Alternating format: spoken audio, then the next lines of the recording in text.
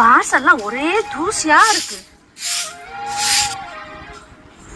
என்ன நம்ம பொண்ணு மாதிரி தெரியுது. வாமா. வர்றேன். என்னம்மா நீ மட்டும் வந்திருக்க, மருமைய வரலையா? அவர்லாம் வரலம்மா, நான் மட்டும் தான் வந்திருக்கேன். இனிமேல்லாம் நான் அங்க போக மாட்டேன், நான் இங்கதான் இருக்க போறேன். என்னம்மா சொல்ற நீ? ஏன் நீ போக மாட்டேங்கிற? என்ன விவரம்?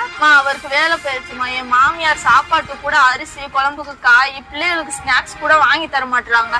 அவர்கிட்ட கேட்டா கொஞ்ச நாள் பொறுத்துக்கோ, பாத்துக்கலான்றாரு. நான் எதுக்குமா அங்க இருக்கணும்? அதனாலதான் கிளம்பி வந்துட்டேன். ஏமா, உன்னை அந்த வீட்டுல இருந்து இங்க வாழா வெட்டியா கொண்டு வந்து வைக்கிறதுக்கு உன்னை அங்க கல்யாணம் பண்ணி கொடுத்தேன். அவருக்கு வேலை போனா போயிட்டு போகுது.